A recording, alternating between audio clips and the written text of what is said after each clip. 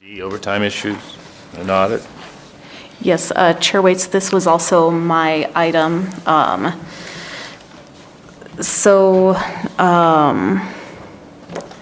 There was some reporting that there may exist an issue concerning officer overtime and possibly an officer's ability to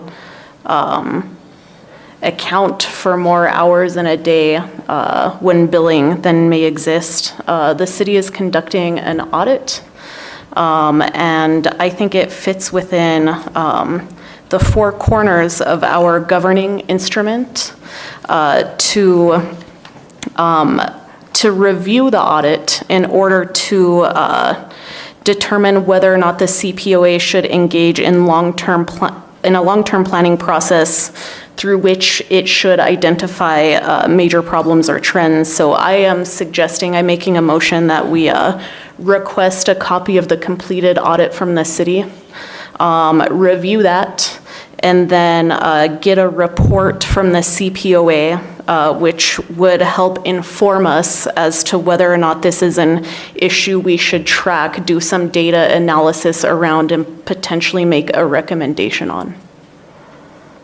Okay, we have a motion on the floor. Any second? Second.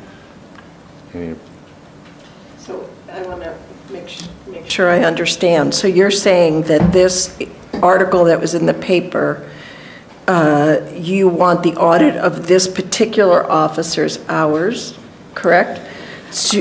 To assess what? It's to assess, do we need this officer's in particular in order to assess whether or not overtime can be overcharged if there's loopholes? Is that what you want to do?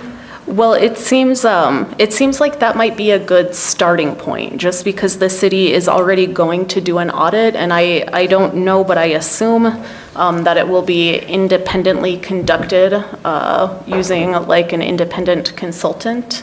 And so it seems as if there are, larger problems within the department regarding overtime billing, we might get a handle. This could be a good proxy to begin understanding what those problems are. If we review the audit and think there is something further to investigate, then we can bring that to the board and make a motion that the CPA should do some data analysis so that we can understand the issue and then make a policy recommendation based on that issue. Okay. Any other questions? Okay. All in favor of this? Aye. Voice of aye. Dr. Cass? Aye. Aye. I didn't reject it. I abstain. I don't understand it enough. I have a problem with Can't the abstain, digging yeah. down. Why can't I abstain? Something about the way that it's done, unless we actually have a conflict with it, we can't abstain, we have to vote. Yeah. Yes or no?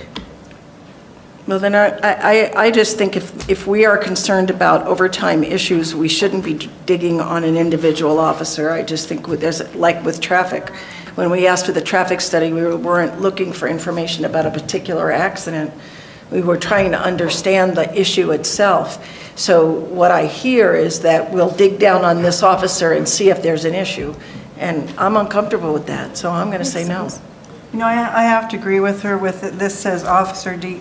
I don't have enough information to make a call or a judgment or to even vote on this. If it's officers in general, yes, but we have Officer D. So your vote is? No, I No? don't know. I know. Okay. So 3-3. 3-3? Is it, well, What was your vote? No. oh, okay. So then I think the motion fails. Okay, thank you. All right, POB unfilled position, we discussed that earlier. Oh, I'm sorry. I thought we had. I just want to tie up one little bitty loose end here. Section 9-4-1-5, the CPOA Police Oversight Board. This is from the ordinance, and I'll just read it in part. Composition, this is point A. The POB shall be composed of 9 at-large members who broadly represent the diversity and demographics of the city, not 6. And point C says, City Council shall establish a well-publicized, fair, and equitable application process for the appointment to the POB. City Council shall, through its staff, accept applications from prospective board members. Staff shall formulate recommendations and appointments based on evaluations of the qualification criteria listed in the subsections A and B above, and submit recommendations for appointment to City Council for its approval. If a member is eligible for reappointment, staff may suggest reappointment of that member without formal application process, and the City Council may reappoint accordingly. So our liaison to City Council has in the past told us that there were 70-some-odd candidates that have applied for position on the Police Oversight Board, and that 11 of those candidates, if I remember correctly, were vetted and ripe for appointment by City Council. And our vacancies, again, have been in place since January, March, and July of this year. Okay, for the record. For the record. Okay. All righty. Update on APD Academy testing. Excuse me, is that the, Chair Waits, is that the, how have we dispensed with this, or what was the subject here? I mean, I'm curious about the facts of the case. I mean, I have heard before, and I would like to ask Mr. Moya again, what are the numbers that you reported in terms of applicants that were prepared, that you had prepared for presentation to the City Council, but that just hadn't been presented? Because I've heard different numbers, and I'm curious as to what you're the source of the numbers. I'm just curious what they are, or what they were a few months ago when you reported these.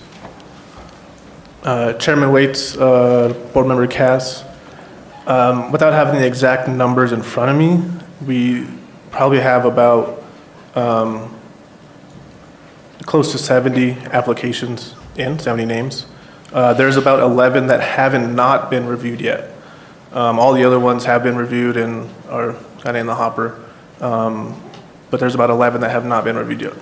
So the number that Member Galloway was referring to, that she's mistaken then that these are ready for presentation, these are members that are in no way, or applicants that are in no way ready for presentation, right? Because they haven't been reviewed.